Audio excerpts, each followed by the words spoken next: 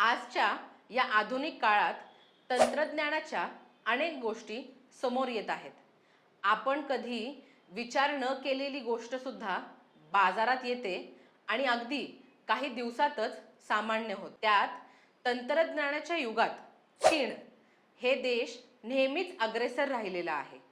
आता AI म्हणजेच artificial इंटेलिजन्सच्या काळात चीन आघाडी घेत आहे. ChatGPT हे आतापर्यंत सर्वात जास्त प्रसिद्ध पावलेलं टूल होतं. अमेरिकेत तर सगळ्यात जास्त डाउनलोड करण्याच्या यादीत ChatGPT अव्वल स्थानावर आहे. पण आता त्याची जागा हिसकवली आहे ती एका चीनी टूलनं. डीपसीक या चीनी ॲपने ChatGPTला मागे टाकलं आहे. आता यामुळे डीपसीकचे संस्थापक लियांग वेनफेंग यांना कमी काळात जगभर प्रसिद्धी मिळाली आहे. ChatGPTचा स्पर्धक असलेल्या या 4 बोटला अत्यंत कमी खर्चात तयार करण्यात आलं आहे. या डीपसीकची जादू अशी काही चालली आहे की सगळ्या स्पर्धकांना या डीपसीकने पछाडलं आहे. आता यामुळेच अमेरिकेचे राष्ट्राध्यक्ष डोनाल्ड ट्रम्प यांनी अमेरिकन तंत्रज्ञान कंपन्यांना हा वेकअप कॉल असल्याचं सांगितलं आहे. आता या आधुनिक काळात तंत्रज्ञानाच्या क्षेत्रात डीपसीक कंपनी चर्चेत कशामुळे आली?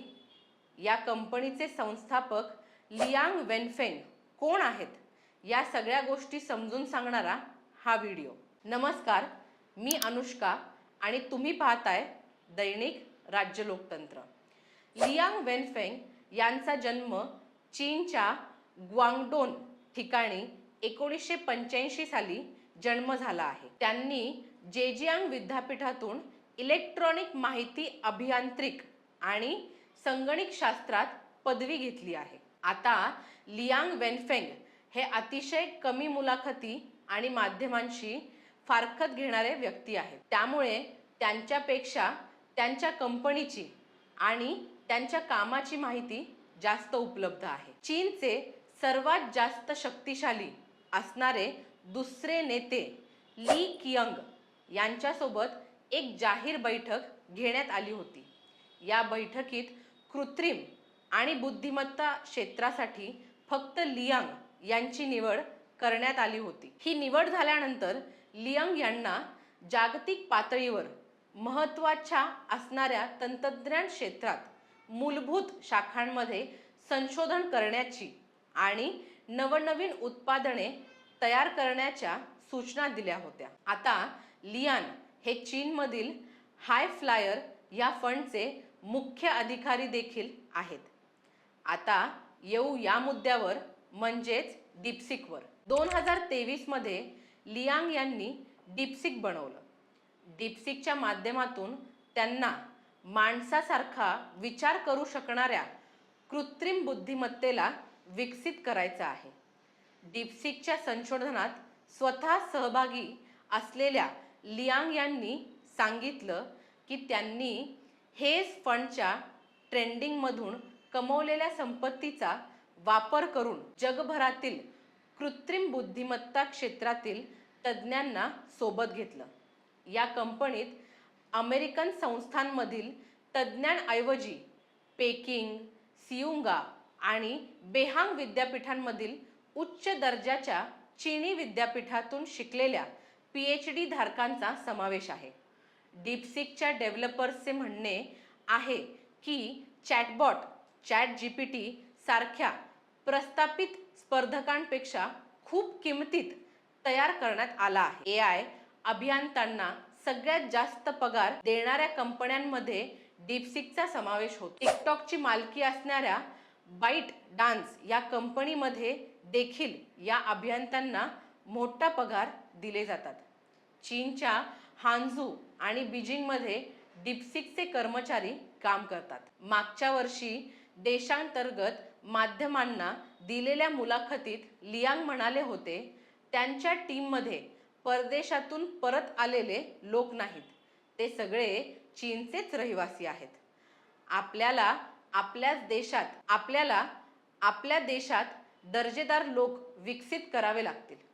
लियांग वेनफेंग पुढे म्हणाले, चीन जगभरातील AI क्षेत्राचा लियांग वेनफेंग पुढे म्हणाले, चीन जगभरातील AI क्षेत्राचा केवळ पाठलाग करत अनुयायी बनून राहू शकत नाही. ते पुढे म्हणाले, अमेरिकन आणि चायनीज AI मध्ये किमान 1 ते 2 वर्षाचा फरक असल्याचं आपण नेहमी म्हणतो.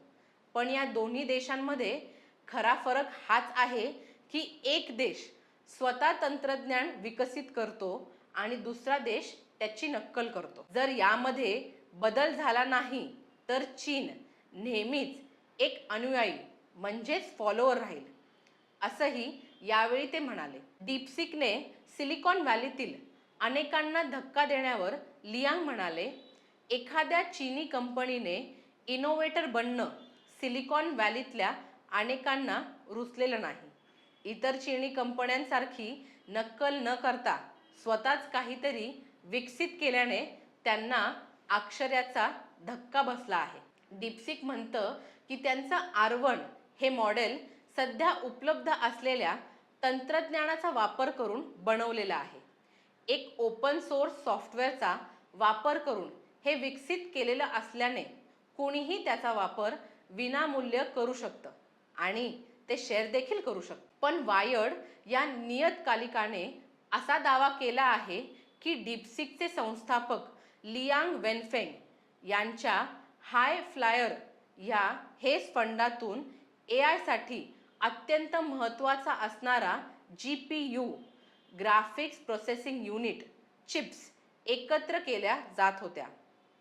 MIT टेक्नॉलॉजी रिव्ह्यूच्या अंदाजानुसार लियांग वेनफेंग यांनी किमान 10,000 ते 50,000 चिप्स खरेदी केल्या असाव्यात. कोणत्याही सर्वसाधारण प्रश्नांची उत्तरं देण्यापासून ते अत्यंत किचकट गणित सोडवण्यापर्यंतची कामं अगदी हुबेहूब माणसासारखी करू शकणारं AI मॉडेल विकसित करण्यासाठी ह्या चिप्स अत्यंत आवश्यक आहेत. सप्टेंबर 2022 मध्ये अमेरिकेने या हाय पॉवर उच्च क्षमतेच्या चिप्स चीनला विकण्यात बंदी घातली होती.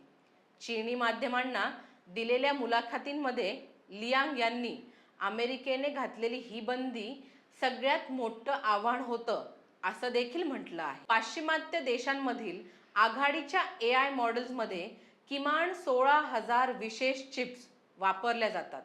पण डीपसीकने असा दावा केला आहे की त्यांच्या R1 या AI मॉडेलसाठी फक्त 2,000 चिप्स वापरल्या आहेत.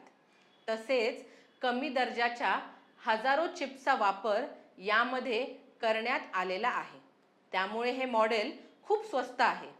R1च्या डेव्हलपर्सनी असा दावा केला आहे की या चॅटबॉट बनण्यासाठी फक्त 56 लाख अमेरिकन डॉलर्स लागले. दुसरीकडे ओपन आयने ChatGPT बनवण्यासाठी 5 अब्ज अमेरिकन डॉलर्स खर्च केले होते.